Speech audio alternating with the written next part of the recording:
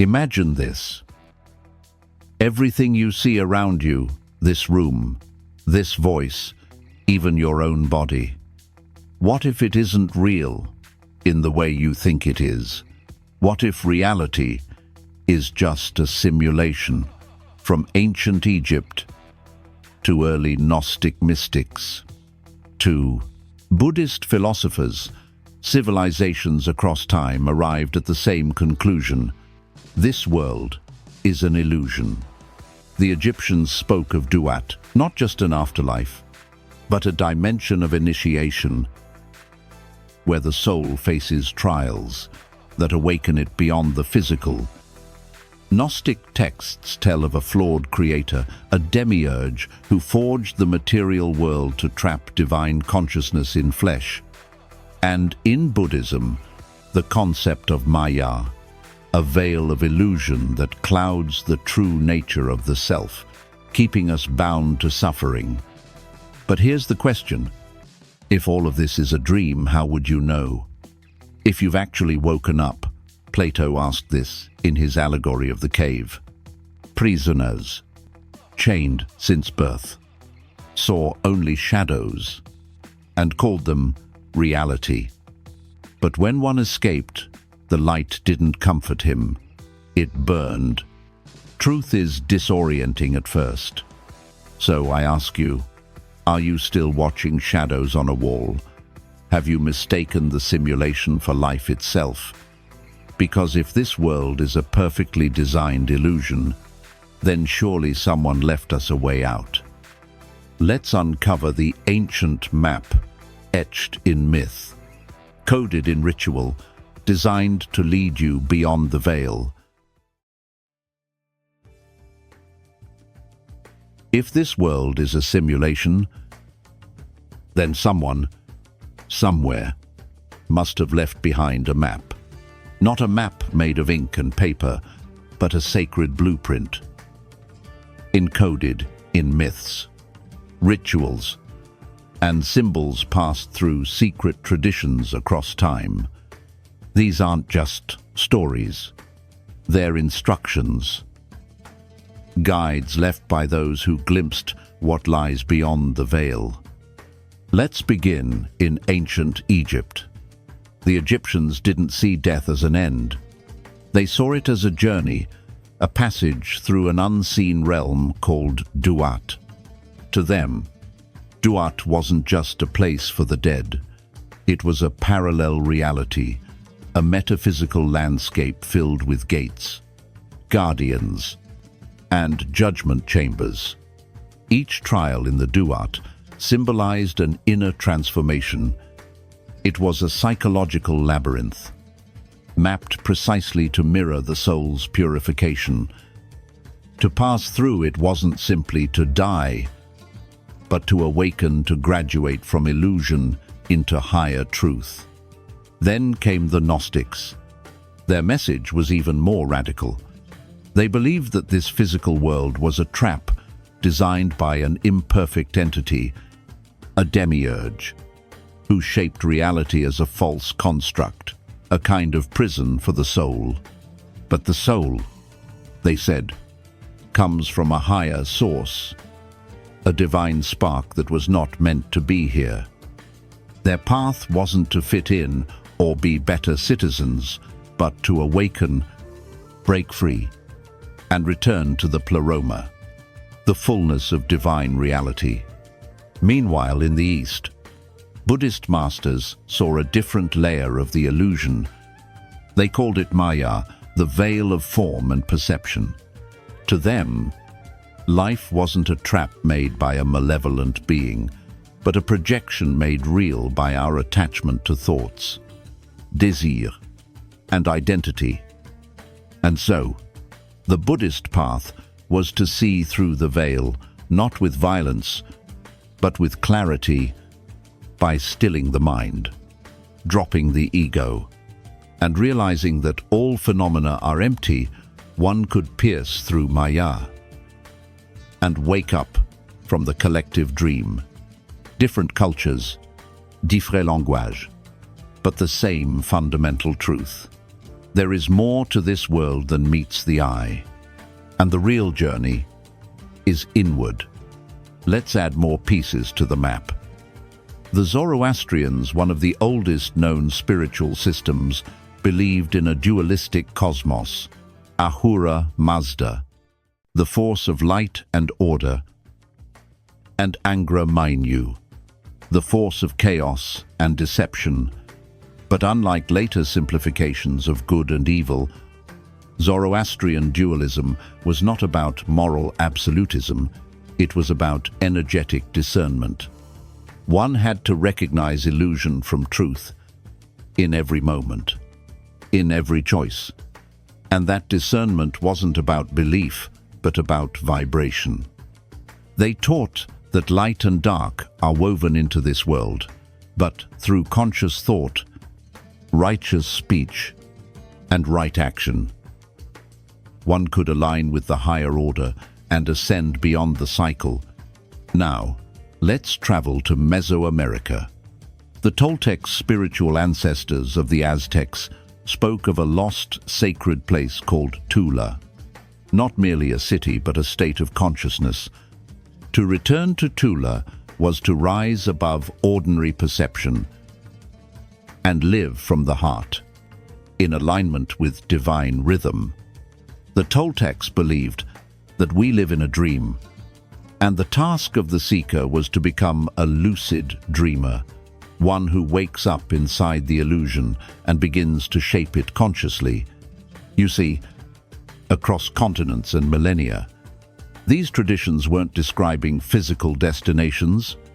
They were mapping the architecture of consciousness, the Duat, the cave, Māyā. Tula, they're not places. They're symbols for something deeper, a hidden multi-dimensional structure of reality and a precise path through it. A map. Yes, but a map that cannot be read with your eyes. It must be decoded through inner transformation, because these blueprints are encrypted in myth, in geometry, in sound, in ritual, and they only reveal themselves when the observer is ready. In today's terms, you might call them multi-layered metaphysical schematics. They don't just describe where to go. They describe how to become the version of yourself that can perceive and move through those hidden layers. The initiates of old knew this. They didn't just study these maps, they embodied them. They practiced symbolic death to access higher bandwidths of consciousness. And maybe that's why the modern world has buried these teachings, because a person who can decode the illusion cannot be controlled by it. So the real question is not where is the map, it's this: are you ready to see it? Because it's all around you. In sacred texts, in ancient symbols, in the silence between your thoughts. But even the most detailed map is useless unless you know how to read it. And for that, we need the right tool, the one interface that links you to all levels of reality, your mind. If the universe is a simulation, then what is the source code that governs it? The answer, surprisingly, is not hidden in machines, but in you. More precisely, in your mind.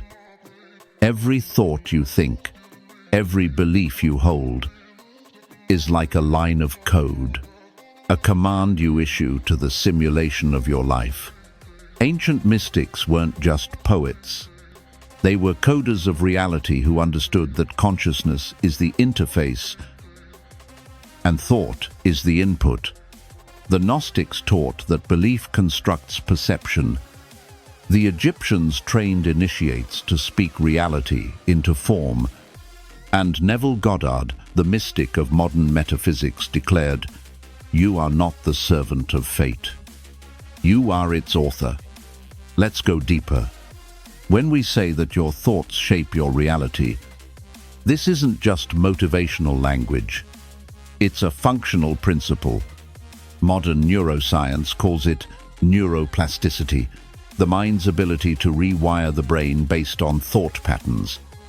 But older traditions knew this long before the term existed.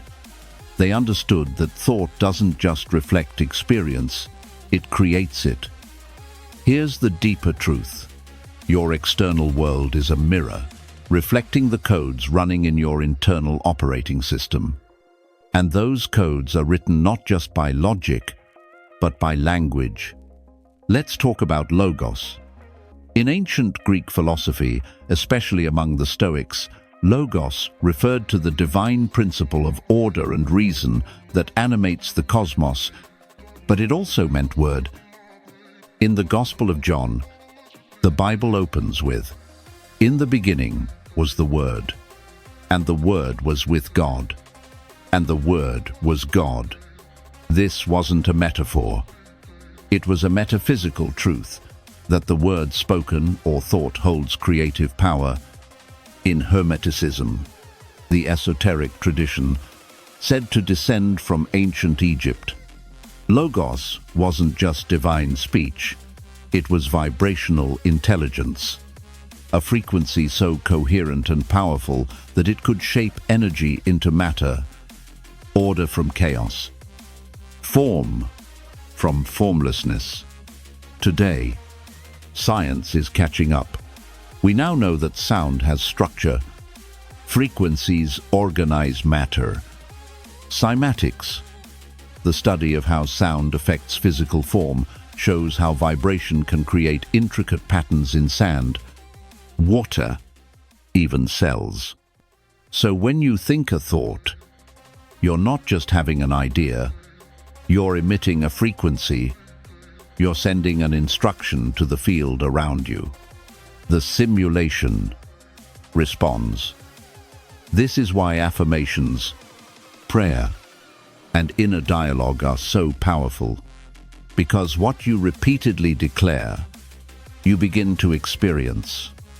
Not because the words are magical, but because they are structural. Words are not passive. They are constructive codes, vibrations that collapse possibility into experience. Now, imagine your mind as a command line. Every time you think, you're typing instructions into the operating system of your life. I'm not good enough. Nothing ever works for me. I always attract chaos. Those aren't just beliefs. They're self-executing programs. And the simulation will obey them, not because it is cruel, but because it is precise. It reflects back the vibrational instructions you send, whether conscious or unconscious. So let's flip the script. Try this instead. I am the source of stability.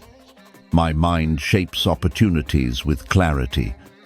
Reality is bending to the frequency I now hold. These aren't fantasies. They are new code blocks you're inserting into the framework of your simulation. And when repeated with emotional conviction, especially in altered states of consciousness, they begin to overwrite the old ones. That's the real magic. Not in escaping the matrix, but in learning how to reprogram it from the inside.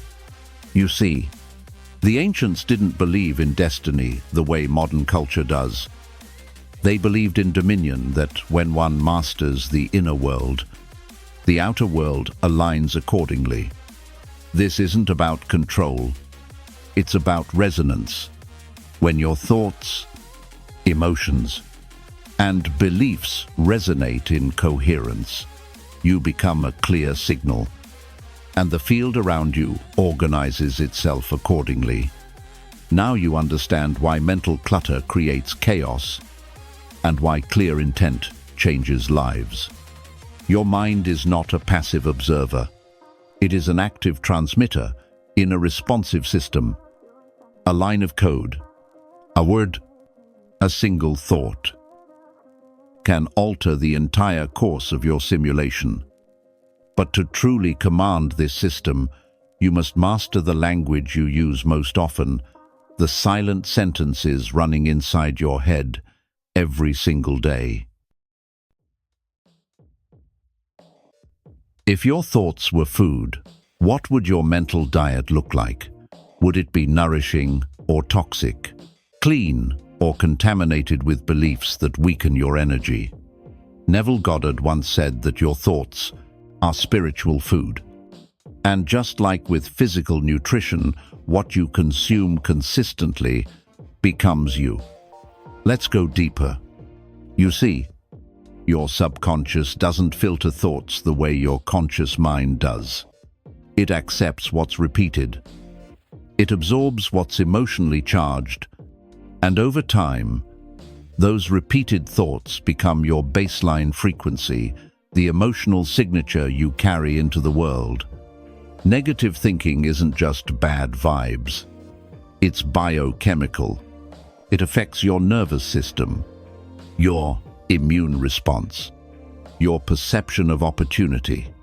It literally programs the simulation around you to echo limitation back at you.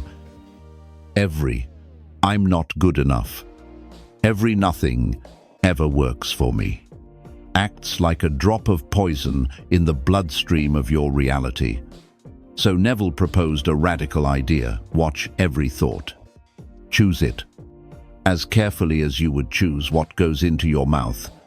That's the essence of the mental diet. Not controlling every passing idea, but becoming radically aware of your mental habits and choosing which thoughts you allow to stay and multiply. Let's compare this to physical eating. You wouldn't knowingly eat food laced with slow-acting poison. You wouldn't consume spoiled ingredients and expect health. So why do we tolerate toxic, limiting, self-defeating thoughts just because they're familiar? Here's where we add a modern toolset. In the field of NLP, neuro-linguistic programming, the mind is seen as a programmable system. Thoughts, beliefs, behaviors, they all follow neurological patterns, and patterns can be reprogrammed. NLP teaches that language is not just descriptive, it's directive.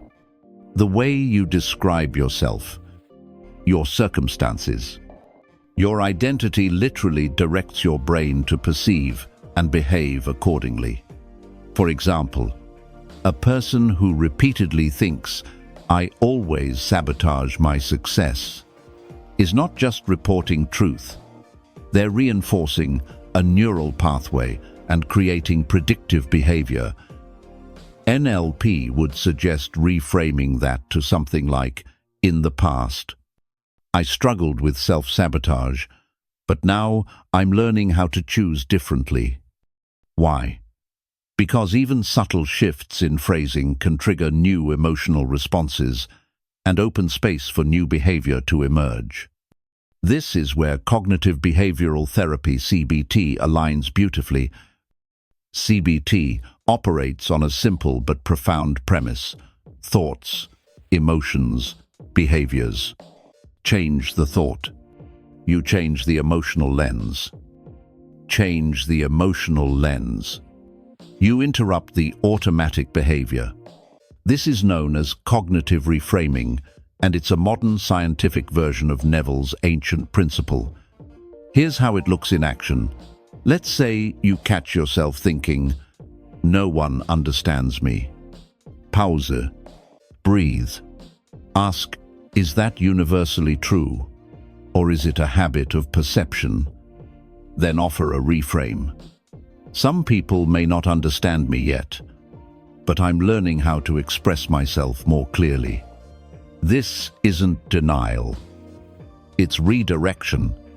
It's giving your subconscious a new instruction, one that's more empowering, more open-ended, more aligned with the reality you want to create.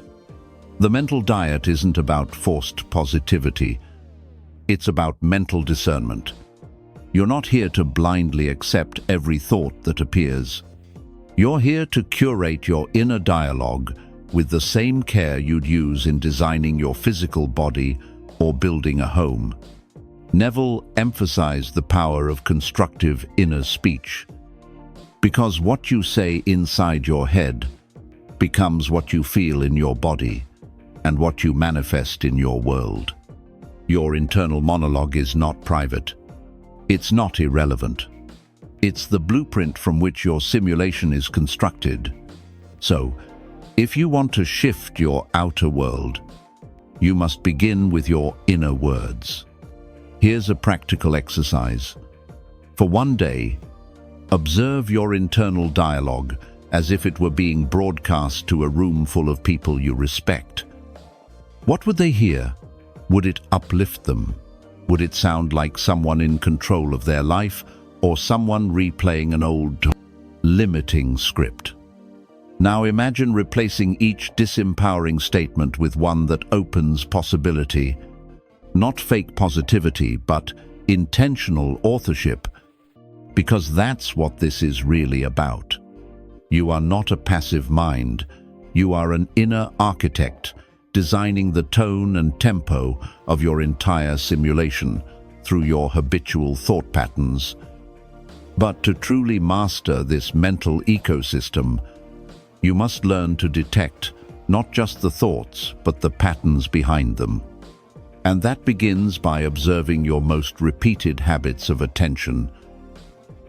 The invisible diet your mind consumes every single day.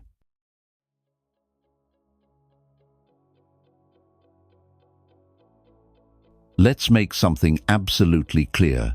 Your brain is not fixed. It's not a rigid machine with preset limits. It's not doomed to repeat inherited patterns forever. Thanks to a phenomenon known as neuroplasticity, your brain is capable of change, not just over years, but over moments of intention. At its core, neuroplasticity means this: your thoughts, your emotions, your repeated inner states are physically reshaping your brain's architecture. Your brain is not just responding to the world, it's recording the world you focus on and building circuitry to make that focus easier next time. In other words, repetition rewires reality. Let's break that down. Every time you think a thought, you're firing a pattern of neurons, electrical signals traveling along established brain pathways. But the more often you fire a specific pattern, the stronger it becomes. This is known as Hebb's law neurons that fire together, wire together. Think of it like forging a trail in a forest. Walk it once, no big deal. But walk that same trail every day, and you'll wear down the ground, clear the branches, make it easier to follow. Eventually, it becomes your default path. Not because it's true, but because it's familiar, effortless, automatic. This is how belief becomes biology. Not metaphorically, but literally. Belief isn't just something you feel. It's a set of repeated neural patterns that determine how you perceive, behave, and respond. And yes, they can be changed. Let's bring in some cutting-edge neuroscience. Dr. Andrew Huberman, a neuroscientist at Stanford, has extensively researched the connection between attention, emotion, and neuroplastic change. According to his findings, the brain is most likely to rewire when two factors are present: focus and emotional intensity. When you pay attention to something and pair it with a strong emotional charge, your brain flags it as important. It chemically tags that experience for remodeling. This is why trauma rewires you. But it's also why conscious practice rewires you too. If you practice thinking, "I always attract difficulty," with emotional conviction, your brain adapts. It says, "Okay, this is our operating model now." It strengthens that network. It makes that belief easier to access next time. But here's the key insight. It works both ways. If you instead practice, My mind is learning to create calm, predictable progress. With the same level of emotion and repetition, your brain will rewire to support that story. So, the mind is not just reflecting your identity, it's writing it moment by moment, thought by thought. This is where ancient metaphysics and modern neuroscience meet. Neville Goddard told us decades ago, change your conception of yourself, and you will automatically change the world in which you live. At the time, it sounded spiritual. Today, neuroscience calls it cognitive remodeling, and it's measurable. There's more. Studies have shown that just visualizing a physical action with enough detail and consistency can create the same neural adaptations as performing the action itself. This means your mental rehearsal is not just imagination, it's training the brain to believe it's real, and the brain responds accordingly. So now the question becomes, what are you rehearsing each day? What emotional and cognitive loops are you replaying without even realizing it?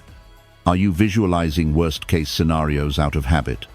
Are you revisiting old pain without reframing it? Or are you consciously guiding your attention toward new beliefs, new visions, new identity constructs? Because repetition isn't neutral. It builds what it's told to build. You can train your brain to expect peace. You can train your brain to normalize abundance. You can install a belief structure that prepares you to perceive opportunity instead of danger. But it takes conscious repetition, not once, not when it's convenient, but daily, with emotion, with intent. This is the practice. This is the path. This is neurological alchemy. So no, you are not stuck with the brain you were born with. You are the gardener of its growth. Each focused thought, each repeated affirmation, each emotionally grounded vision of your ideal life is a blueprint your brain is building from. And if you have the power to rewire your brain, what's stopping you from going even deeper and rewriting your past? What if your past isn't fixed? What if every regret, every mistake, every painful moment isn't etched in stone, but written in sand? This is the core of one of Neville Goddard's most powerful teachings, the technique of revision. Revision is not wishful thinking. It's not denial. It's a deliberate, focused act of mental reconstruction, reprogramming how your subconscious stores emotional memory. You see, your brain doesn't store the past like a video archive. It stores your interpretation of the past, and every time you recall a memory, you are not accessing a file, you are rebuilding it, neuron by neuron. This is called memory reconsolidation.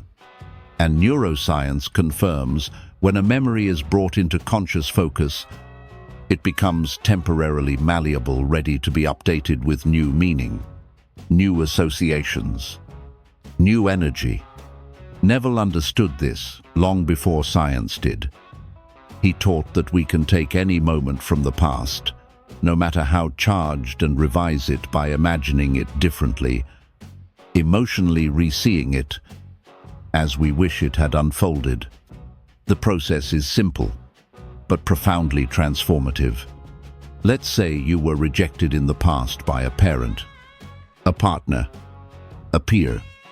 That memory may still echo in your life today as insecurity, anxiety, or chronic self-doubt. But using revision, you return to that scene in imagination, not to relive it, but to reshape it. You imagine the conversation going differently. You hear them express understanding or love. You feel the warmth, the respect, the closure you never received.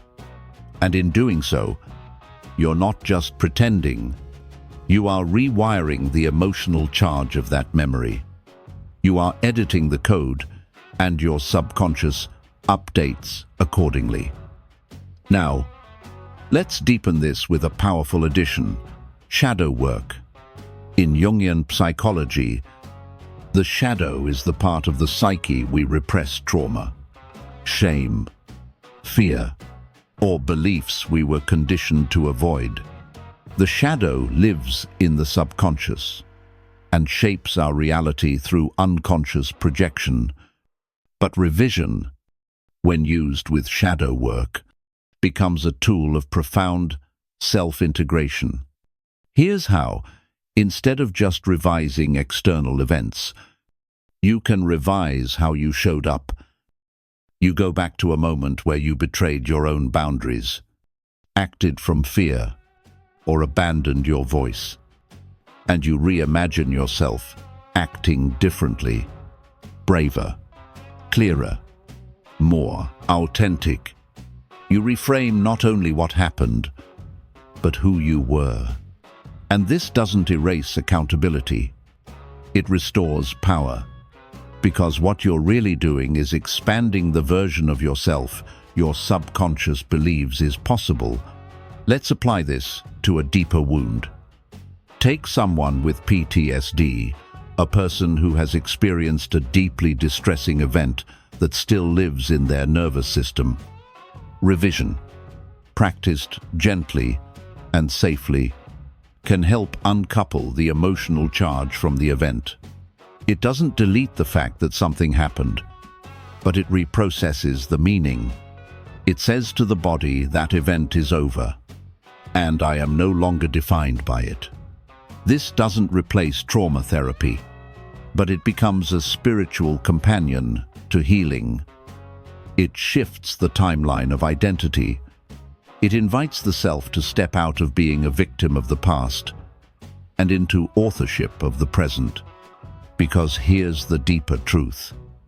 Every memory is a living thread in the fabric of your simulation, and when you revise that thread, you change the pattern it weaves into your present. So, how do we do it? Neville taught that revision is most effective at night just before sleep, when the conscious mind softens and the subconscious becomes highly suggestible. In that twilight state, you gently bring up a memory you wish to transform. You don't resist it. You witness it. Then you begin to reshape it, not logically, but emotionally. You feel it unfolding in a new way. You breathe into the new version. You allow yourself to receive what was missing: validation, protection, clarity, peace. And as you drift into sleep, you impress that new version into the subconscious like fresh ink on soft clay. Over time, with repetition, the old pattern loses its grip and the new one takes root. This is not fantasy. This is internal revisioning. This is neurological alchemy, spiritual authorship, and vibrational liberation. But don't just imagine it, let's practice it. Because now, you're ready to experience a guided revision meditation step by step. Now that you understand the power of revision, it's time to practice it.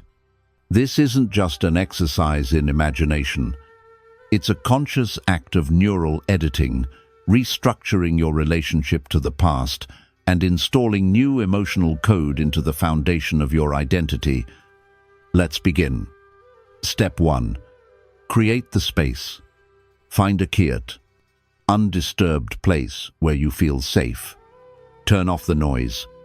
Dim the lights if you can. Let your body settle into stillness.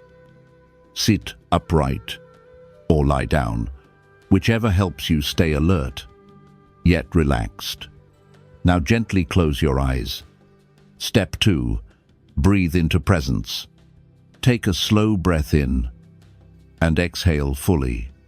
Again, inhale deeply through the nose and release through the mouth. Feel the tension melt from your shoulders, from your jaw, from the space behind your eyes. With each breath, you're sending a signal to your nervous system.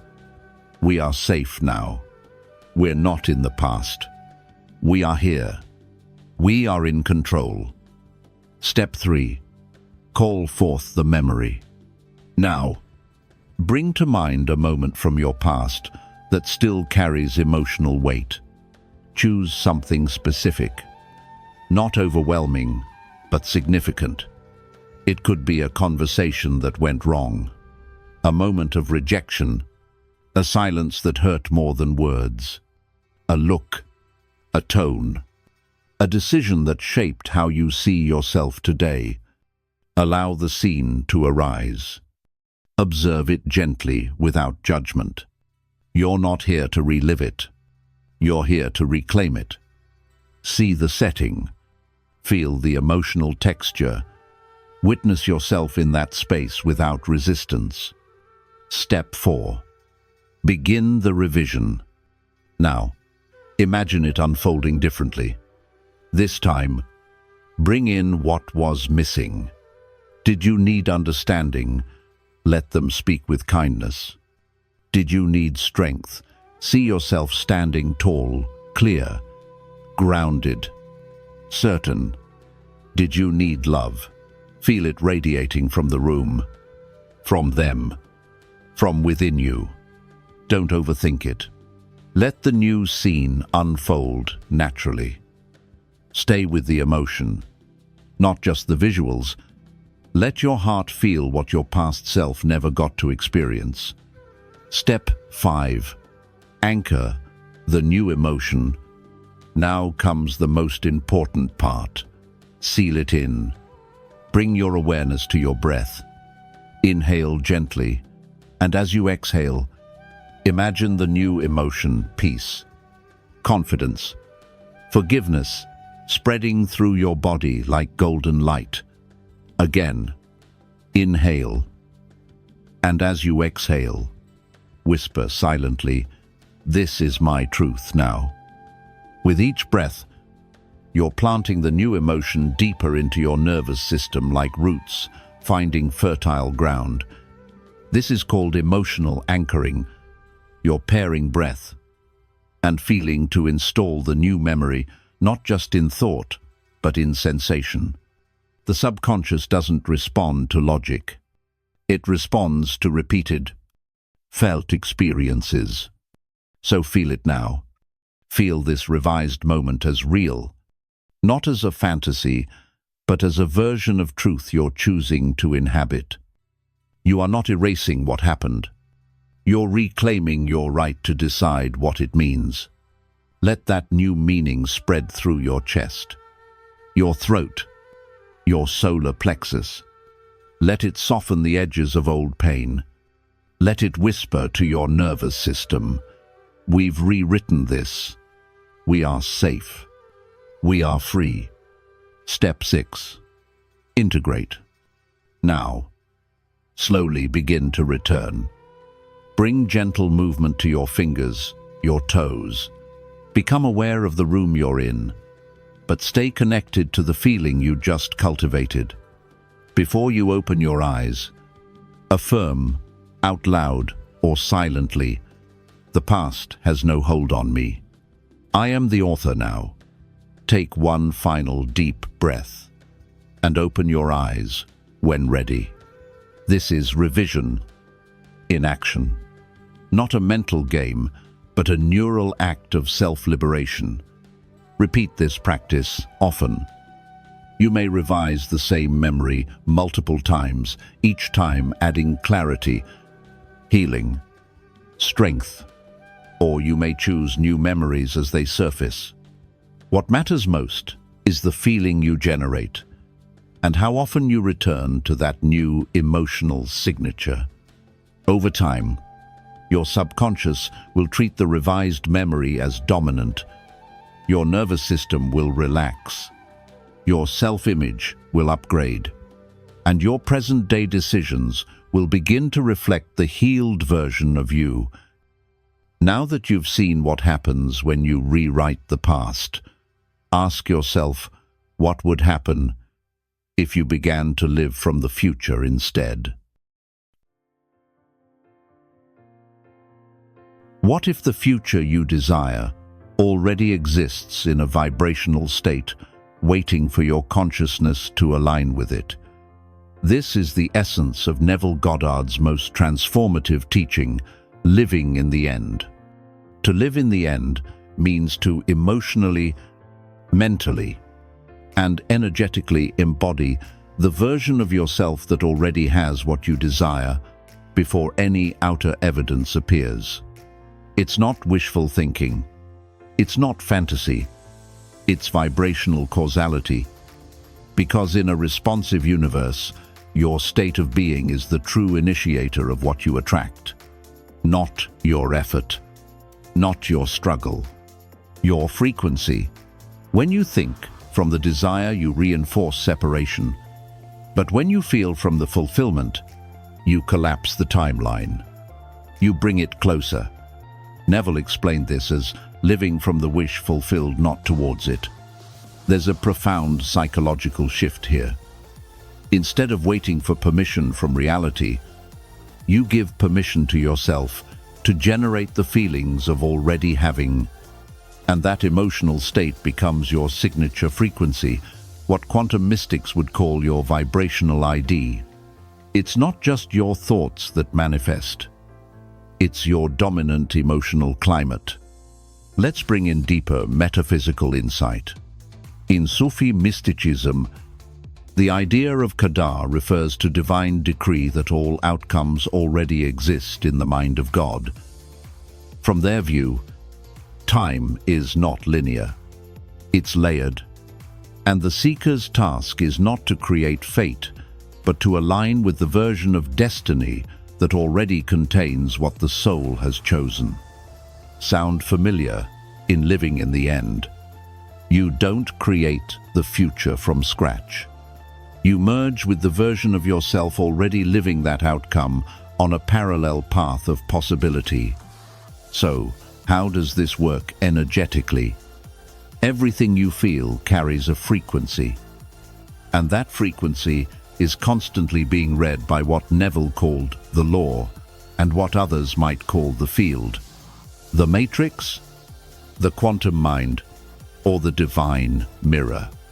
Emotions are not just responses, they are invitations, signals. They act as tuning forks, attracting matching patterns of people, events, and opportunities to match your current identity. When you live in fear or lack, you instruct the field to echo scarcity.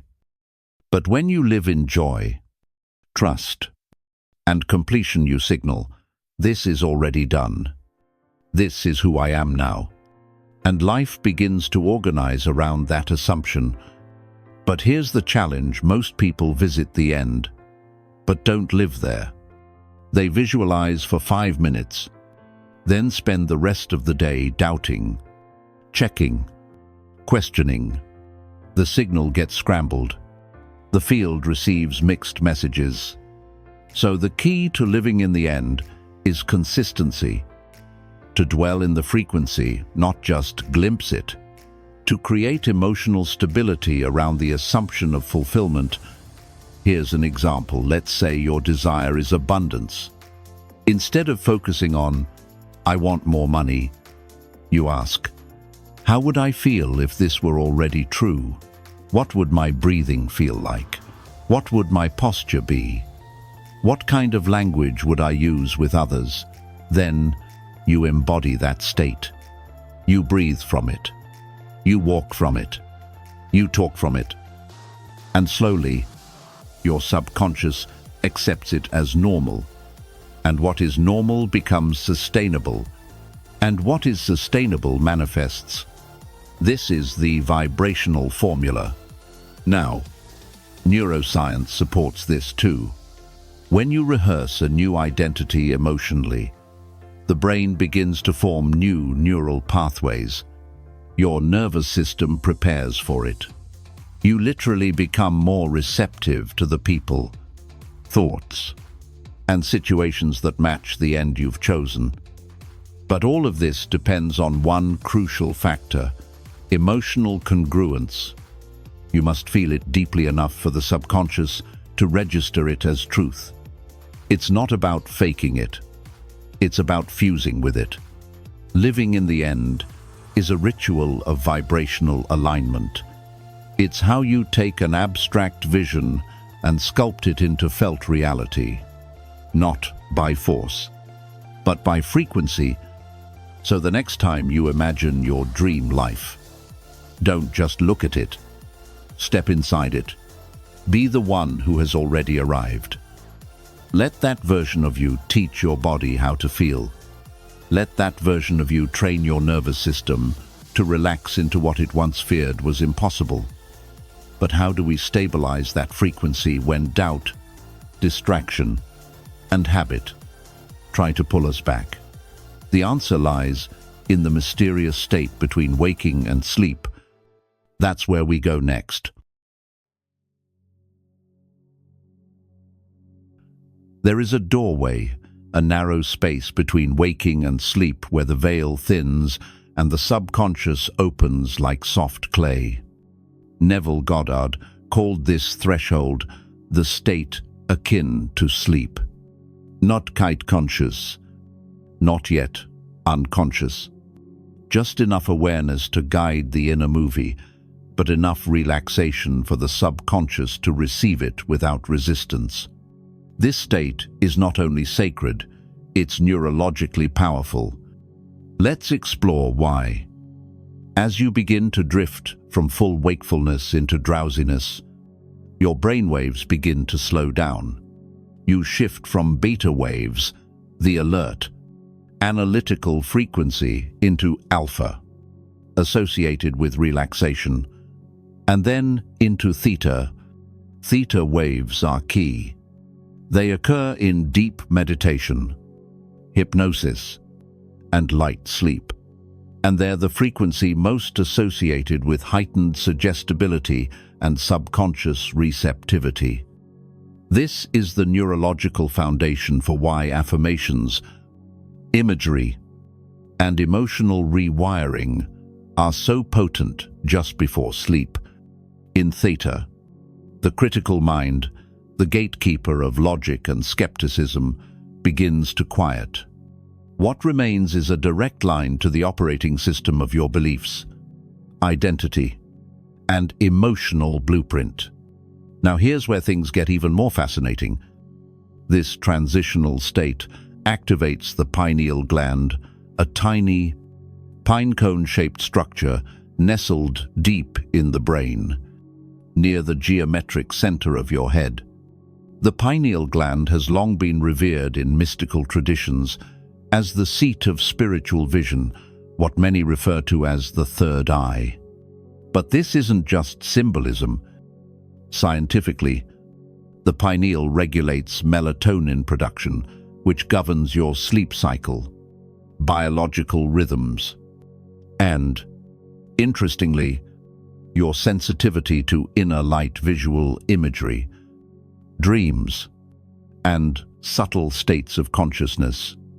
Some researchers speculate that the pineal gland plays a role in generating the vivid internal experiences we access in altered states, including near sleep. What does this mean for you? It means the state akin to sleep isn't just a doorway into rest. It's a laboratory, a sacred chamber where reality can be reauthored. If you enter this state with intention, you can imprint your subconscious with new assumptions, not by effort, but by exposure, by bathing your inner mind in the emotional frequency of your desired outcome. Neville advised this. As you lie in bed, let your body fall asleep, but keep your mind gently aware. Then, visualize a scene that would exist only if your wish were already fulfilled. not from the outside looking in, but from within the experience. Feel the textures, see the colors, hear the sounds. Feel the emotion that lives there, and as your physical body dissolves into sleep, you hand that scene off to the subconscious like a seed dropped into fertile soil. No resistance, no doubt, only presence and embodiment. This is the power of the state akin to sleep. It bypasses the noise of the rational mind and speaks directly to the language of the soul. But here's the nuance most people miss. It's not just about the picture you hold. It's about the feeling you generate while holding it. The subconscious doesn't process abstract logic. It processes felt states, the vibrational signature of what you believe to be real. So, if you imagine wealth, but feel lack, that's what gets planted. If you imagine love, but feel unworthy, that's what your subconscious receives. To activate the technique fully, you must not only imagine the end result, you must become it in vibration. This is why the state akin to sleep is so sacred. It grants you access to a creative space where you can rehearse a new self in a field that doesn't know the difference between imagined and real. The brain will wire accordingly. The nervous system will begin to adapt, and the external world will shift to reflect the new internal signal. It's not magic, it's alignment. And just like muscle memory, the more you do it, the more natural it becomes. So tonight, as you lie in bed, don't drift into unconsciousness by default. Use those final moments. Let your imagination lead. Let your breath guide. Let your emotion anchor a new frequency. Because in that narrow window between waking and sleep, you hold the pen that writes the code. And this is the moment of deepest impact, the place where new realities take root. So let's use it, because this is the perfect soil to plant your next version of truth.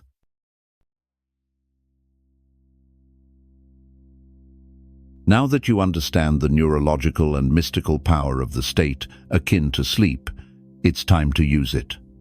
This is not ordinary meditation. This is applied consciousness engineering. You are about to enter a narrow band of awareness, a soft, liminal state where the gates to your subconscious swing wide open. And in that space, you have a rare opportunity to impress a new version of reality directly into your system, not by force, but through feeling. Let's begin. Step 1. Prepare the body. Lie down comfortably. Let your arms rest at your sides. Close your eyes. Let your body grow heavy. You're not trying to stay alert. You're letting the body drift, while the mind gently observes. Now inhale deeply through your nose, and slowly exhale through your mouth. Feel your belly rise and fall. Do this again, and with each breath, release your grip on the day. Let the noise fade. Let the thoughts soften. With each exhale, you're signaling to the nervous system, we are safe. We are ready. Step 2, call the scene. Now, imagine one specific moment from your desired reality, something simple but emotionally powerful. It could be a conversation, a phone call with good news, a quiet moment in your dream home, or a look of love from someone you care for. Make it present tense. Make it real. Not something you're hoping for, but something you're remembering from your future. Bring the moment to life. See the details. Hear the sounds. Notice the light. Where are you? What's around you? But more importantly, how does it feel to be that version of you? Step 3, anchor. The frequency. Here's where the work deepens. With each breath, you will anchor the feeling into your system. On the inhale, feel the sensation of joy, relief, or fulfillment rise through your chest. On the exhale, imagine that emotion spreading outward through every cell like light pouring through your veins. This is how you code the body. You're not just visualizing a new future. You're creating an emotional imprint that your nervous system begins to normalize. You're saying, "This is who I am now." And as that feeling saturates your body, you're teaching your brain to wire new neural pathways and your subconscious to accept this new version of you as real. Now, let's go even deeper. Step 4. Encode it into your DNA. Your cells are listening. Emerging research in epigenetics shows that emotions, thoughts, and environment can influence gene expression, turning certain biological pathways on or off based on emotional resonance. So with each breath, imagine the emotion of your future dripping into your DNA, into your blood, your organs, your bones. Feel your body agree with the version of life you're calling in. You're not just visualizing a scene, you're vibrationally encoding a new reality. Feel it until it becomes familiar. Feel it until the body no longer distinguishes between imagination and memory. That's when the subconscious accepts it. That's when the field responds. Step 5. Surrender into sleep. As the scene becomes more vivid and your body becomes heavier, allow yourself to drift naturally into sleep. No need to force the ending. Just hold the frequency. Fall asleep in the feeling of the wish fulfilled. Fall asleep as that version of you. This is what Neville Goddard taught your assumption. Though false, if persisted in, will harden into fact. But persistence isn't willpower. It's emotional repetition, night after night, until your system makes it automatic. This isn't magic. It's entrainment. The subconscious loves rhythm, repetition, and resonance, and sleep is its most open channel. So what better time to plant new truth than the moments just before the veil closes?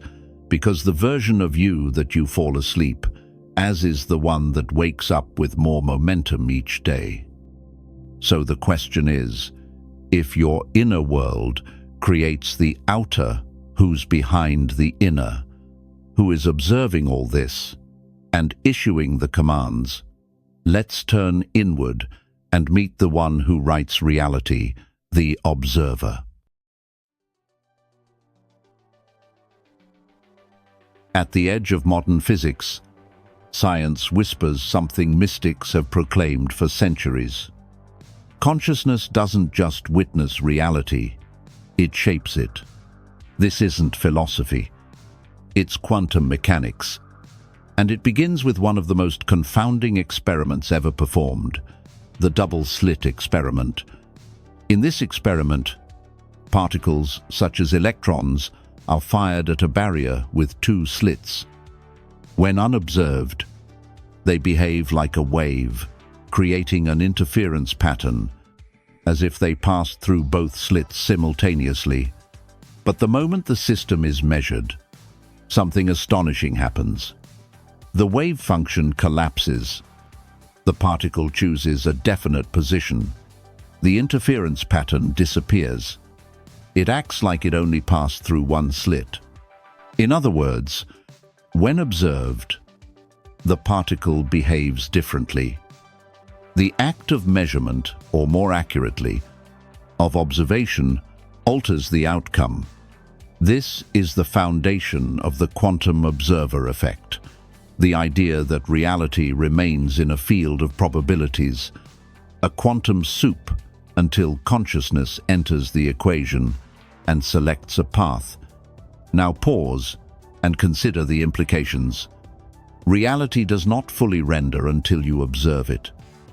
Which begs the question, are we passive beings, watching a universe unfold before us? Or are we co-authors, with the power to direct how energy crystallizes into form? The answer, increasingly, points to the latter. And this brings us to a striking convergence with ancient mystical traditions. Let's turn to the Kabbalah, a sacred framework of Jewish mysticism that sees reality not as a fixed structure, but as a dynamic unfolding guided by conscious perception.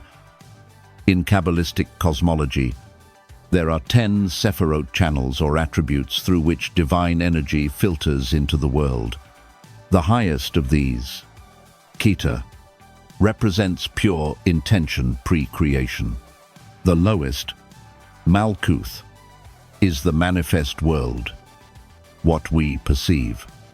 What bridges the gap between the invisible and the visible awareness? According to Kabbalah, it is through conscious attention that the formless becomes form. Just as in quantum physics, the act of looking collapses probability into experience. Even the ancient concept of Or Ein Sof, the infinite light, mirrors the quantum field, a limitless source of potential that only becomes specific when filtered through vessels of intention. In this framework, you are not simply observing God's world. You are a lens through which divinity experiences itself. And the clearer your lens, the more coherent your attention, the more precise the world that materializes before you. Now, bring this back to your everyday life.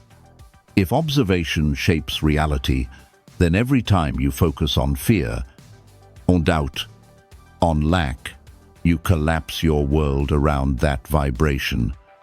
But if you shift your attention even slightly to gratitude, to possibility, to inner alignment, then what emerges will reflect that shift.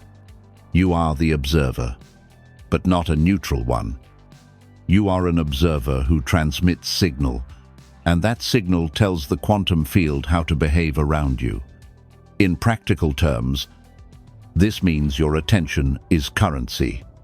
What you repeatedly focus on, you invest in, and the field responds by offering you more of the same frequency.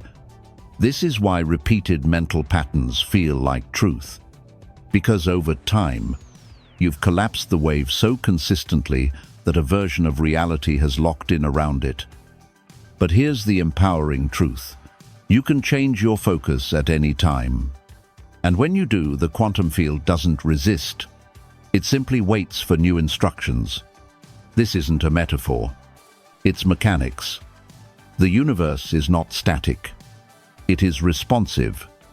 So the next time you feel stuck, pause and ask, what am I observing? What have I trained my consciousness to expect? Because what you expect is what you instruct. And what you instruct is what you receive.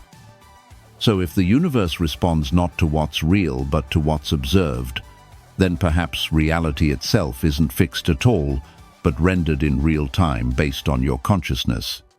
What if the cosmos isn't a passive creation, but a quantum computer waiting for your command? Let's explore that next. What if everything you see, hear, and touch, every object, every face, every sensation is not the source of reality, but the interface? This is the proposition at the heart of the simulation hypothesis. First popularized by Oxford philosopher Nick Bostrom, the idea suggests that if any advanced civilization in the future could simulate consciousness with high enough fidelity, they would likely create vast numbers of conscious beings living inside virtual realities. And if they did, then statistically, it's more probable that we are inside one of those simulations rather than living in the one base reality. Bostrom's logic is simple, but staggering. If simulated realities are possible, and any civilization has the desire to run them, then we are almost certainly one of them. Physicist David Deutsch goes further. He doesn't just speculate. He proposes that the laws of physics themselves may be emergent properties of a grand computational substrate. In other words, reality isn't a fixed platform. It's a calculating system, a self-consistent structure generating outcomes based on inputs. This leads us to an even more radical implication. What we call the universe may be behaving exactly like a programmable system. But what's being calculated? What's being rendered? That's where the work of Donald Hoffman comes in, a cognitive scientist at UC Irvine. Hoffman proposes that evolution has shaped human perception not to see truth, but to see what helps us survive. In his interface theory of perception, he suggests that what we perceive as physical objects, chairs, trees, people are not accurate representations of objective reality, but icons, like app buttons on a desktop. Just as a folder icon doesn't show you the circuits and binary code inside a computer, our senses don't show us the underlying source of reality, only a rendered interface, tuned for function. And here's the key, according to Hoffman's research. That interface doesn't even fully exist until it's being observed. This aligns uncannily with what we explored in quantum mechanics.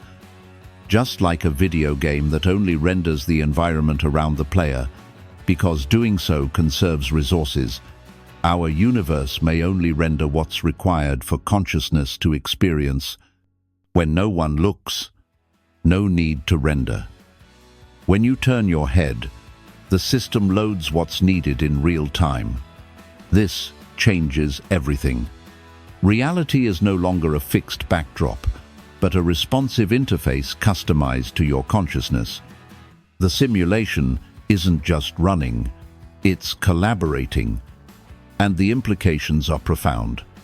If reality is rendered in response to observation, then your beliefs, expectations, and attention aren't passive qualities. They're inputs. They shape the output. They affect what gets rendered next. This brings us to the true spiritual power within the simulation model, because if what you expect, feel, and believe directs what appears around you, then you are not a spectator. You are a co-renderer. You don't just move through the world. You inform how the world is drawn around you. And this isn't just philosophy. It's physics, cognition, consciousness studies, and it echoes traditions as ancient as the Vedas, the Gnostic Gospels, and the Hermetic texts. All of them teach the same thing: the world is not out there. It is formed within you, then mirrored outside. So, what is this simulation for? Some say it's a game. Others call it a test. Still others believe it's a training ground, a school for consciousness to remember its creative power. And if that's true, then your role is not just to wake up inside the dream, but to learn how to shape it. Because once you know that what you see is not all there is, and what is rendered reflects what you radiate, then the real question becomes, who are you in this system? Are you a character or the programmer? And if the simulation can be rendered, can it also be hacked? Let's find out.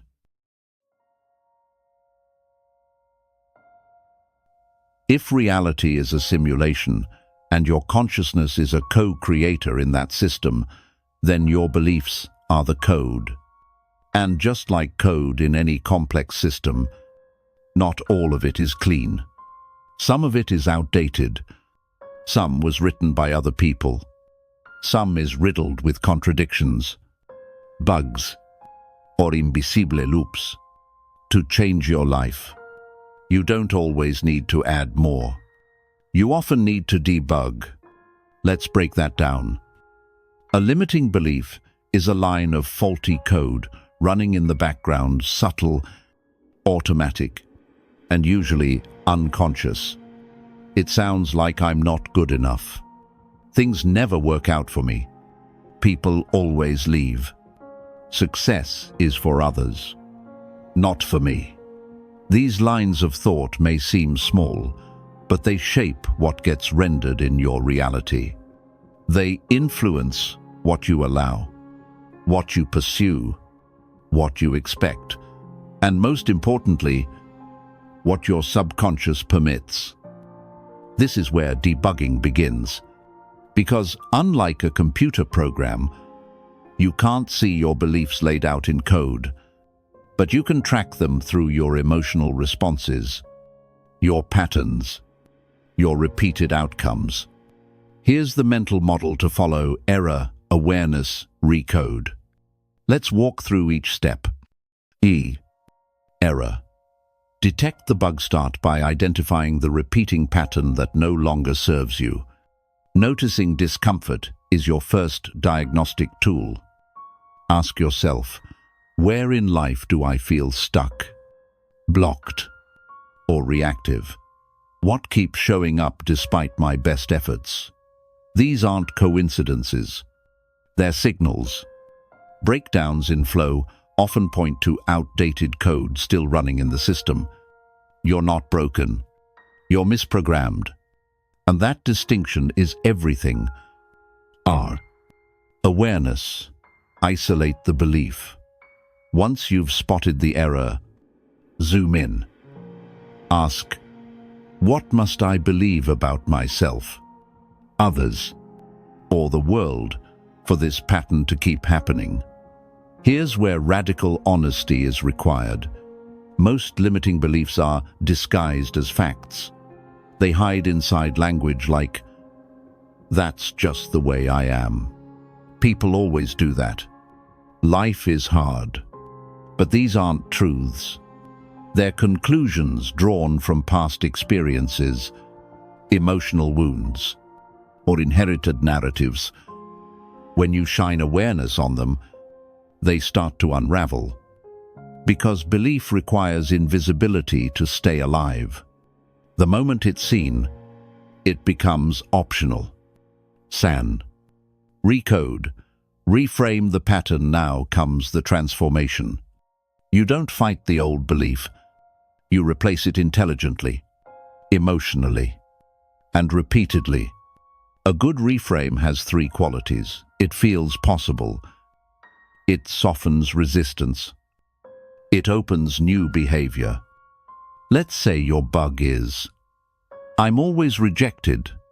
The reframe isn't blind optimism like, everyone loves me. That won't register. Instead, try, I'm learning to connect with people who value who I truly am. I used to fear rejection, but now I use it to refine my alignment. These reframes don't just sound different, they feel different.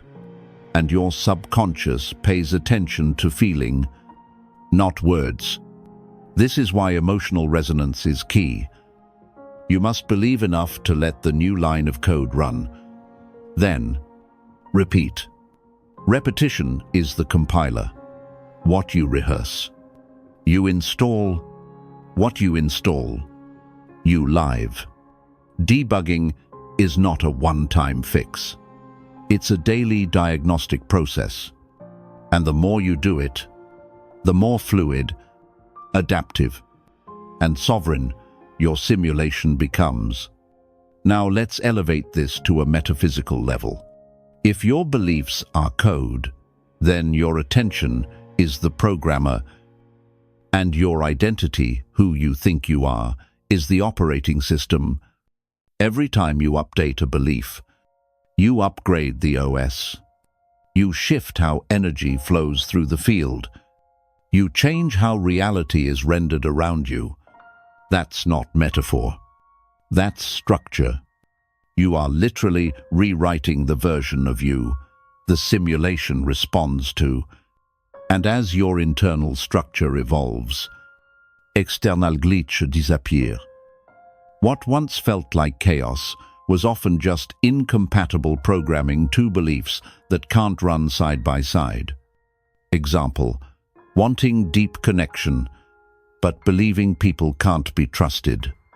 No matter how much you visualize love, that contradictory code will jam the system. So your job is simple. Find the contradiction, own it, then replace it with coherence. Replace tension with alignment. Replace doubt with possibility. Replace defense with clarity. Because clarity is the cleanest code. And the clearer your code, the more fluid your simulation becomes. But debugging isn't just technical. It's emotional. It requires courage.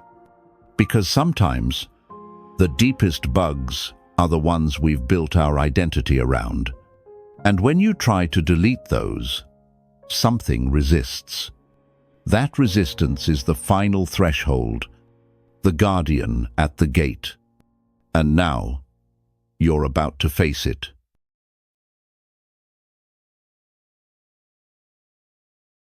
Every great journey has a threshold, a moment where the path forward is no longer lit, and fear rises like a wall of smoke. This is the moment the hero must face what they've spent their whole life avoiding. Not dragons, not demons, but something far more subtle and far more powerful. Their deepest internal resistance. In Joseph Campbell's hero's journey, this stage is called refusal of the call.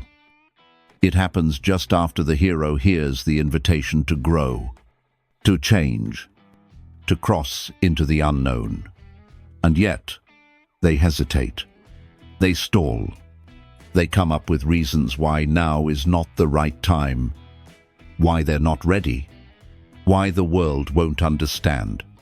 This is not weakness. It's not failure. It is the final defense of the ego. You see, your ego isn't evil. It was built to protect you, to help you survive. Stay consistent. Avoid risk. But transformation is inherently risky. It threatens everything the ego believes is safe. So when you begin to debug your reality, when you question the simulation, when you declare that you are not the role you were assigned, the ego responds, not with logic, but with fear, because from the ego's perspective, change equals death. The false self cannot survive in a world where you reclaim your true identity, and so it fights back with doubt, distraction, procrastination, even physical fatigue. It whispers, "This is too much. You're going to lose everything. Who do you think you are?" This resistance is ancient. It is a guardian at the threshold, and it shows up precisely when you're getting close to a major energetic shift. Why? Because the simulation doesn't want you gone, and neither does the old version of you. They've built an agreement, a contract, a matrix of habits, thoughts, and self-images designed to hold reality in place. And the moment you threaten to exit, that matrix pushes back. But here's the truth. That fear is not a stop sign. It is a signal that you're in the right place. The greatest illusion of resistance is that it feels like truth, but it is not truth. It is threshold noise, and every hero hears it. Buddha heard it under the Bodhi tree. Jesus heard it in the desert. Every mystic, sage, and soul who has ever tried to wake up from the dream has felt the urge to turn back. This is the moment of decision. not between good and evil, but between contraction and expansion. Will you stay within the known, or will you step into the fire and let it burn away what is no longer aligned? Here's the paradox, that fire is not here to destroy you. It's here to refine you, to burn off the outdated code, the stories inherited from trauma, culture, conditioning. Resistance is not the enemy. It's the final teacher, the filter that separates those who want change from those who embody it. So how do you move through it? You begin with stillness. You stop negotiating with fear, and you listen to what's underneath it. Fear often masks longing, a longing to be seen, to be free, to be powerful in a way you've never dared to imagine. When resistance says, "You can't," what it really means is, "You're right on time." This is when the hero must learn a new skill, inner witnessing, to see fear without becoming it, to feel the resistance without obeying it, to sit in the fire of transformation without flinching. And then something happens. The voice of resistance begins to fade, and from beneath the static, a new voice rises. It is calmer, older, deeper. It doesn't command. It reminds, not of what you must become, but of what you've always been. And that voice is the mentor within, the guide who's been waiting for the moment you'd stop running and start remembering. Because in the darkest part of the labyrinth, that's where the inner teacher speaks. And now, it's time to listen.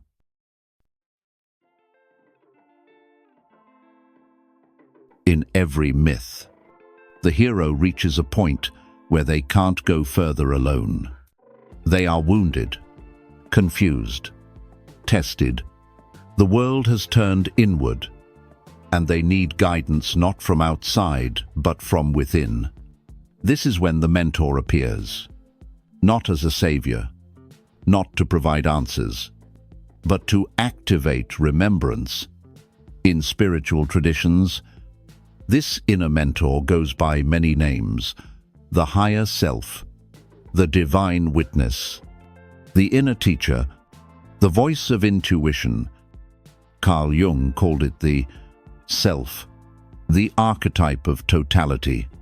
Neville Goddard referred to it as the I am presence, the part of you untouched by experience, unchanged by story. It is not a fantasy. It is a living intelligence that speaks in images, nudges, synchronicities, and sometimes in quiet knowing. But in modern life, that voice often gets buried under deadlines, noise, old programming, buried under self-doubt, social masks, digital distraction. And yet, it never disappears. It waits, and the moment you choose to pause, listen, and invite it in, something ancient stirs. That's what this part of the journey is about. Awakening the inner mentor. Let's make one thing clear. Your inner mentor is not your imagination. It's the part of your consciousness that already knows the path, because it's watching from beyond time.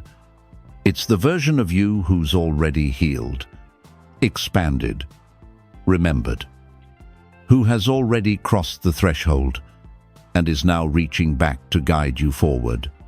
This isn't a poetic metaphor. It's a powerful practice, one that bridges your present confusion with your future clarity. So how do you connect with this voice? Start by recognizing the subtle difference between thoughts born from fear and guidance born from resonance. Fear screams. Resonance whispers. Fear rushes. Resonance waits. Fear says, "You'll fail. You're not ready." Resonance says, "This is hard, and you are capable. Trust. One step is enough. To strengthen this voice, you must create space for it. You must develop the discipline of listening, not just to your mind, but to your inner field." That's where the next technique comes, in a powerful tool used in executive coaching, trauma healing, and spiritual mentorship. Alike, the letter from your future self. Here's how it works. Find a quiet space. Breathe. Ground. Then, close your eyes and imagine it's 1 year from now, or 3, or 10, and you've grown, healed, transformed. You've become the version of you that you once feared you couldn't be, but now you are. Feel that version of yourself. How do they carry themselves? What energy do they radiate? What do they know now that you've forgotten in this moment? Now, from that perspective, write a letter back to your present self. As the mentor, as the voice of love, wisdom, and clarity. Write things like, "I know this part feels dark, but don't run from it. Walk through it. You're not lost. You're unraveling what never belonged to you. Your sensitivity isn't weakness. It's redar. I didn't find my power by force. I found it by listening. Let the words flow freely. Don't edit. Let your mentor speak." What you'll notice is this. The more you allow that voice to come through, the more familiar it will feel, because it's been there all along, just waiting for you to believe in it. This practice isn't just emotional, it's neurological. By imagining from the future self, you're activating prefrontal cortex pathways linked to long-term thinking, problem-solving, and moral intuition. You're literally rewiring your nervous system to operate from a higher identity set point. And over time, that voice becomes louder than fear, clearer than doubt, more trustworthy than the noise of the world. This is your compass. This is your orientation point. And once activated, it will walk with you through every storm. Because here's the deepest truth. You've never been alone in this journey. You were just listening to the wrong frequency. But now, with guidance awakened, the question becomes, can you bring that light, that voice, back into your everyday life? Not just in stillness, but in action. That's where we go next.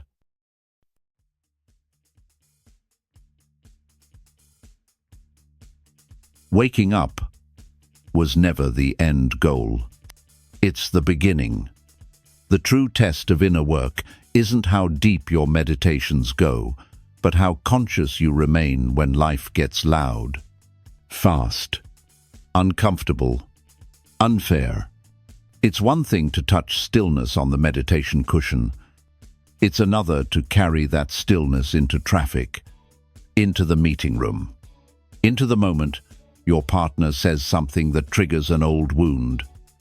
This is the true integration, bringing the light home, because enlightenment that can't enter your relationships, your inbox, your morning routine, is just performance. The most advanced spiritual practice is embodiment. So how do you do that? How do you protect your frequency in a world that often runs on urgency, scarcity, and noise? You start small. You make the invisible visible. Let's begin with your mornings. Before you check your phone, before the algorithms flood your attention, take 5 minutes to reclaim your field. Sit. Breathe. Feel your body. Ask yourself, what energy do I choose to carry today? What quality will I bring into the world? Don't just think it. Feel it. Anchor that state with movement or a short affirmation ritual. This can be as simple as placing your hand on your chest and declaring out loud, "Today, I embody calm. Today, I bring presence to everything I do." Say it like you mean it, like it's code being entered into the simulation. Because it is, then move into your day with awareness. But don't seek perfection. Seek presence. You don't need to float through your to-do list like a monk. You just need to remember as often as possible that who you are being matters more than what you're doing. When you're speaking to a colleague, listen deeper than usual. Notice their energy. Stay with your breath. When you're replying to emails, pause before reacting. Infuse your words with clarity, not defense. When you're washing dishes, don't rush through it. Let the warmth of the water bring you back to your body. Feel the texture of the plate. Notice the rhythm. Let it become a form of moving meditation. This is what Thich Nhat Hanh taught. When you wash the dishes, wash the dishes. Simple presence becomes a spiritual portal. This is how you stay in the frequency you've spent so long cultivating, not through control, but through rituals of awareness. And here's the science behind it. When you repeat an action with conscious intention and emotional anchoring, your nervous system rewires. Neurons strengthen new patterns. Your baseline state shifts. Over time, what was once a practice becomes who you are. And this is the real miracle. You stop chasing alignment and you start becoming it. So much of spirituality today focuses on escaping the world. But real mastery is about engaging the world from a place of sovereignty. Because the world doesn't need more perfect meditators. It needs conscious creators. People who can hold their frequency in chaos. People who bring stillness into systems. People who answer the phone with kindness. Who see divinity in the stranger. Who close their laptops and really look at their children when they speak. This is how light spreads. Not through preaching, but through presence. So don't underestimate the power of a simple routine, a breath, a moment of pause. Don't underestimate what happens when a human being chooses to remember again and again who they really are. Because when you hold the light consistently, others begin to feel it too. They might not know what changed, but something in them softens, opens, remembers. Your vibration is now shaping theirs. That is real influence. Not power over others, but coherence within yourself. And now that you've brought your light into the world, a question emerges. What is your responsibility as a conscious creator within this simulated field?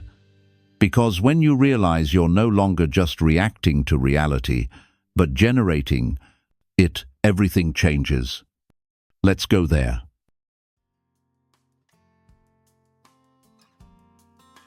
Once you realize that reality isn't happening to you but flowing through you, everything shifts. No longer a victim of circumstance. You now stand as a co-creator of every moment you experience. But with that creative power comes something most people forget. Responsibility. Not obligation, not guilt, but a sacred duty to wield your consciousness with integrity, clarity, and love. Because when you can shape the field, you must also honor the field. This is the true weight of awakening. Creating from ego is easy. We've done it for centuries, chasing money, love, status, approval, as if the outer world were a trophy cabinet for inner wounds. But when you become conscious of your creative power, when you understand that thoughts carry mass, that emotions ripple outward, that everything you touch carries your frequency. Then the question becomes, what are you radiating into the grid of life? Every choice you make, every word you speak, every energy you project becomes an input into the collective simulation. And this is where divine responsibility begins. It is no longer enough to ask, does this serve me? You must also ask, does this serve the system I'm part of? Is this action coherent, not just with my desires, but with my essence? Because in a responsive universe, you don't operate in a vacuum. You are a resonant node, and your vibration affects the whole field. This is the law of resonance. It states that energy of a certain frequency attracts and amplifies that which matches it. And it works not just in your relationships, but in your influence on the morphogenetic field, the collective field of human consciousness. When you shift your frequency, you don't just improve your life. You create ripples that begin to recalibrate the systems around you. Think of it like tuning an instrument. When one string is perfectly tuned, other strings nearby begin to vibrate in sympathy. This is resonance. This is coherence. And this is what makes spiritual maturity world-changing.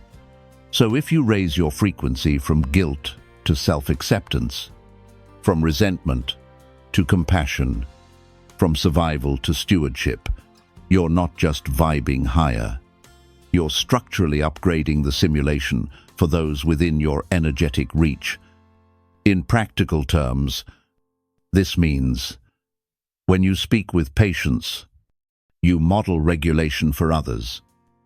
When you pause before reacting, you give permission for stillness to others. When you forgive someone without condition, you release collective karmic weight, not just personal pain. This is energetic leadership, not from a stage, but from your state. And it's not about being perfect. It's about being accountable for the energy you broadcast. Because once you know that you're a signal tower, you can no longer pretend that your internal chaos has no consequence. Your mind is a transmitter. Your heart is a resonator. Your field is influencing the simulation every moment you exist. And in a world of billions, you might wonder, does my shift really matter? Can one person's coherence change the system? Let me be clear. Yes, absolutely. Because the system is fractal, a pattern repeated at every level from atom to organ, from individual to society. When you upgrade one node with intention, you begin to alter the rhythm of the whole. That's how movements begin, not with crowds, but with coherence. And this is what it means to live your divinity. Not as a concept, but as a daily act. When you wake up knowing your energy contributes to the collective field, you make different decisions. You bring compassion to the cashier even when you're tired. You respond to a cruel comment with silence rather than more poison. You pause to breathe when chaos tries to pull you back into old patterns, because you understand. Your inner work is not just for you. It is for every version of reality that depends on your next choice. This is not burden. This is sovereignty. And as your frequency stabilizes, you begin to notice something. The world around you starts to reflect a new level of harmony. Not because it changed first, but because you did. This is why real spiritual work is not about escaping the world, but about elevating it from the inside out. And this is divine responsibility, to know that your thoughts, your actions, your being leave energetic fingerprints on the fabric of the simulation itself. But what if this simulation, this mirror of your soul, has even more layers than you imagined? What if what you see is just one of many veils? Let's peel back the next layer and go even deeper. Close your eyes. Now ask yourself, how do you know you're not dreaming? The room around you feels solid. The clock is ticking. Your body responds to gravity. And yet, in dreams, those sensations feel just as real. Lucid dreaming has taught us something startling. You can become fully conscious within a dream. You can realize it's a dream and begin to shape the landscape. With your will, you can fly, summon people, walk through walls. And when you awaken, you realize the dream had laws, but they weren't absolute. They bent to belief, which raises the deeper question, how many levels deep does dreaming go? What if this waking reality is just another layer nested within higher states of mind? In ancient Vedic philosophy, this question was central. According to dream yoga, a lineage practice from the Indo-Tibetan and Vedic traditions, life itself is a dreamlike projection, an appearance formed by the interplay of karma, memory, and awareness. Your waking state, your dreaming state, your deep sleep state. These are not separate domains. They are interconnected fields of consciousness, each offering different access points to reality. In this view, lucid dreaming is more than just entertainment. It's training a rehearsal space for awakening in the larger dream we call physical life. Why? Because if you can awaken inside a dream, you can also awaken inside your beliefs, inside your relationships, inside the simulation. The sages taught that most people sleepwalk through their lives, repeating loops, reacting from habit, mistaking projections for truth. But the lucid practitioner pauses, observes, questions. They ask, is this reaction truly mine, or is it a dream memory from childhood? Is this job, this identity, this relationship, a choice or a construct? This is waking up within waking life. This is meta-lucidity. Now, let's add another dimension. In quantum physics, there is a theory called the many worlds interpretation. It states that every time a decision is made on the quantum level, the universe splits into branches. One where the choice is made, another where it isn't. And both versions exist parallel, coherent, real. This means every possible version of you already exists in some layer of reality. Not imagined, not symbolic, but real, in another world line of space-time. Now connect that to the dream state. If dreams are not just mental images, but access points to alternate probabilities, then perhaps what you see in a dream is not fiction, but a bleed-through from a parallel version of you. That version may live different choices, carry different wounds, hold a different destiny. And in the dream, especially the lucid dream, you may be brushing up against it, or even integrating it. In dream yoga, this is not far-fetched. Advanced practitioners report visiting realms in dream that contain information unknown to the waking self. They meet guides, enter temples, retrieve knowledge, and wake with clarity they didn't have before. In Vedic terms, these are not hallucinations. They are subtle dimensions locus that the astral body can navigate when freed from the sensory input of the physical body. And here's what this means for your life. If this waking world is just one layer of dream, then the thoughts you believe, the emotions you rehearse, the people you meet, they are not the whole picture. They are the active window of a vast operating system with multiple programs running simultaneously. Your dream state, your deep sleep state, your waking state, and your meta-awareness are all part of one multi-layered architecture of consciousness. And if you learn to navigate these layers consciously, you no longer fear death. You no longer cling to outcomes. You begin to see reality as fluid, flexible, and responsive. That's what it means to live lucidly, not just at night, but all the time. When someone argues with you, you don't react like a character in a dream.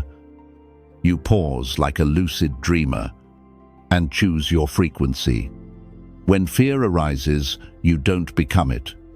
You watch it arise like a scene and decide whether to engage. Because you understand, you're inside a nested experience, one that reflects you, teaches you, and responds to you, but does not define you. This is the secret of dream yoga. This is the key behind the many worlds theory. And this is your invitation to no longer just play the dream, but to become the one who knows they are dreaming. Because once you do, you unlock agency. You move from victim to navigator, from passive experiencer to conscious creator across dimensions. And now, the veil thins. Because when you align with cosmic cycles, when your inner code matches the rhythm of the universe, the final door opens. Let's step through it.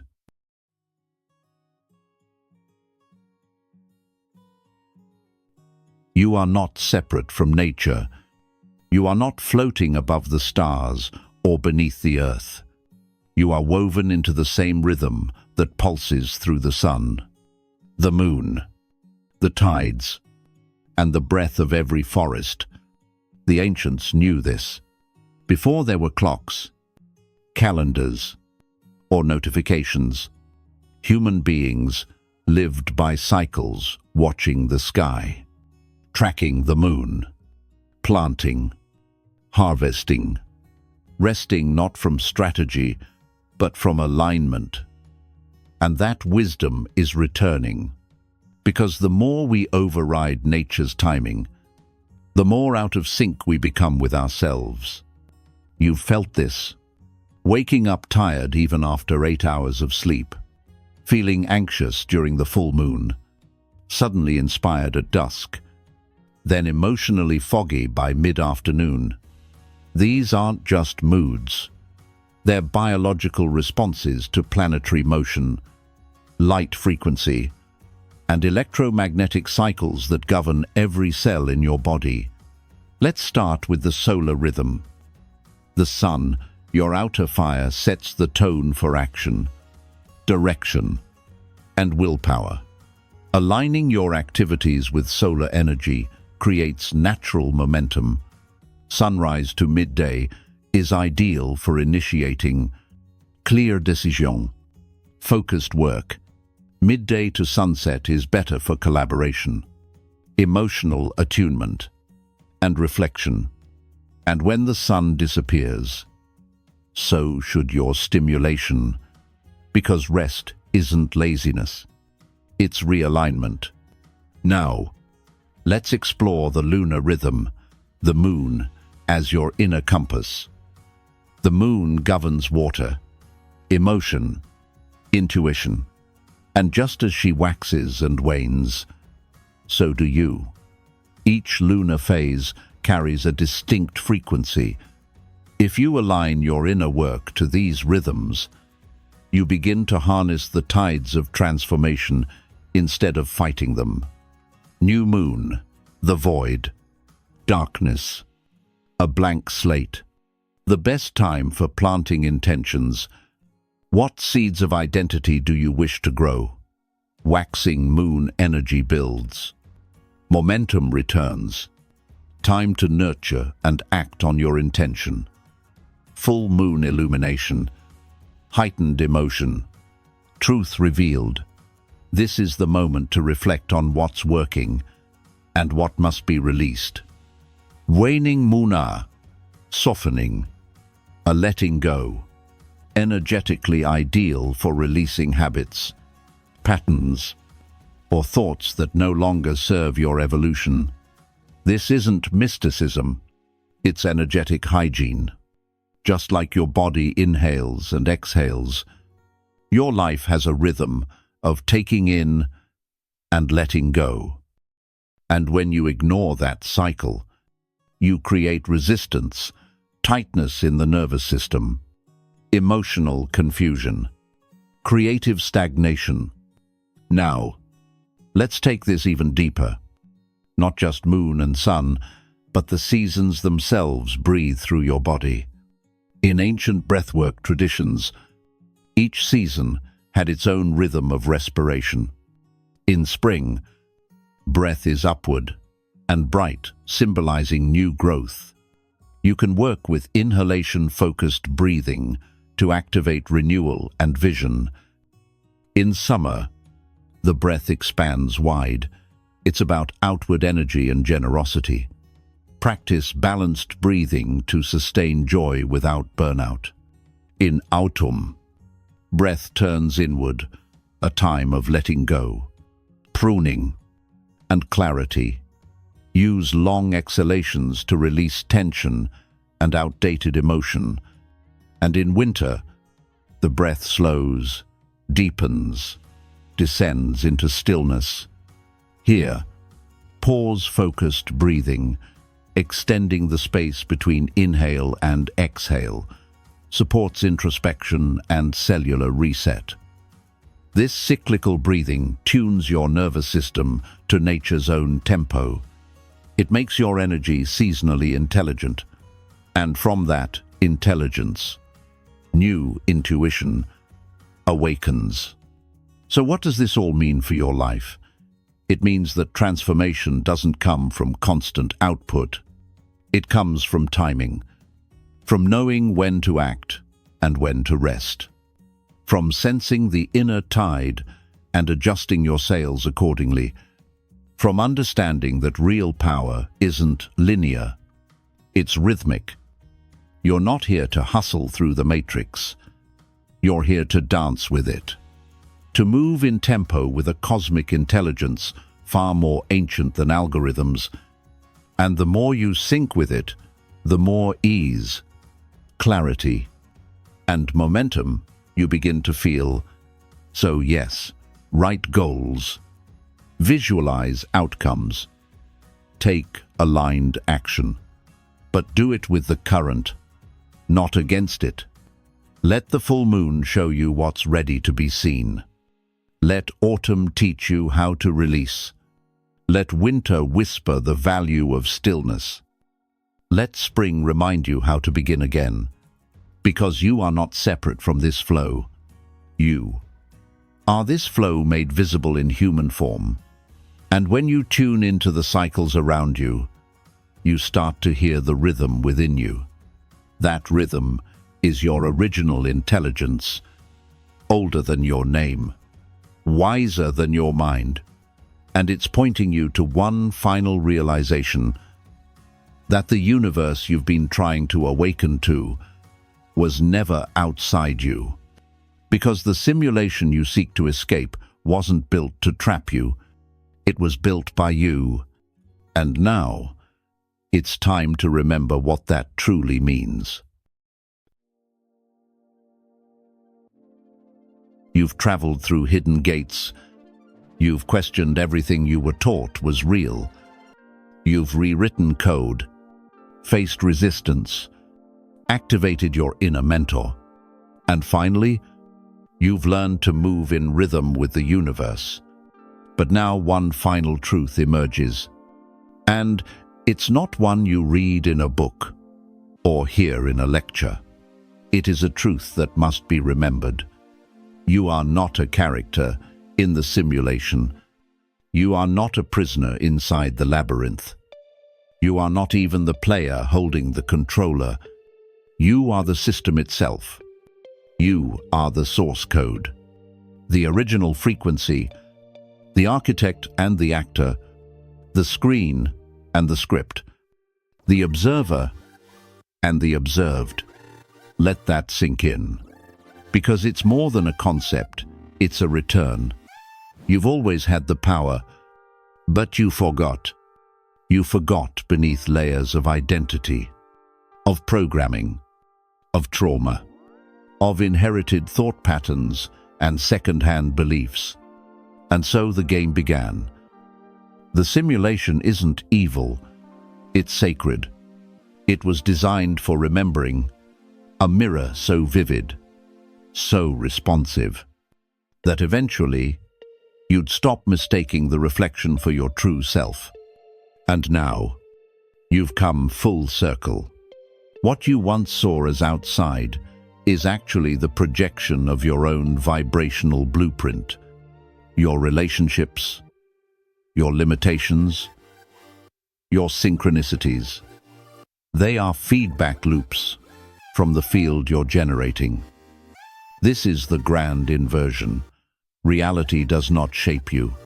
You shape reality, not through force, but through frequency, not by controlling every pixel, but by aligning your internal signals so clearly, so coherently, that the simulation has no choice but to respond. You're not just experiencing the simulation, you are animating it. And now that you know this, a new responsibility dawns. To walk as the source, to speak as the source, to love as the source, to lead as the source, not in ego, but in sacred remembrance. And the best way to do that is to return home to the still point where all simulation arises from is. Let's go there now. Close your eyes. Take a slow, steady inhale through your nose. Hold it. Now exhale gently through your mouth. Let your shoulders drop. Let your mind soften. Let the noise settle. Now, feel the space behind your thoughts. The space between words. The awareness that watches the body breathe. That is you, not the name, not the story. The field behind the identity. Now, silently repeat, I am not the thought. I am the one who sees it. Again, I am not the fear. I am the one who feels it. And finally, I am not in the simulation. I am the simulation. I am the source. Let those words ripple through your being, as vibration, as remembrance, as homecoming. Breathe into that truth. Let it fill your cells. Let it radiate from your chest. Like light, remembering it was always the sun. Because when you live from the source, everything changes. You stop seeking. You start creating. You stop controlling. You start trusting. You stop asking, what if? And start choosing, with clarity, with presence, with power. Because there is no outside. There is only what you permit, what you believe, what you allow to take shape through your energetic lens. Even time, even space, even identity itself are tools your consciousness wields to explore itself. And now you know you are the author. You are the field. You are the awakening you've been waiting for. Final, closing words. So when people ask, what if we're living in a simulation, you can smile because you know the truth. You are not trapped. You were never imprisoned. The maze wasn't meant to bind you. It was built by you to test your memory. And now, you've remembered. You are not the one being watched. You are the one projecting the screen. You are not the prisoner. You are the architect. You are not inside the dream. You are the dreamer. And above all, you are not the one lost in the maze. You are the one who designed it.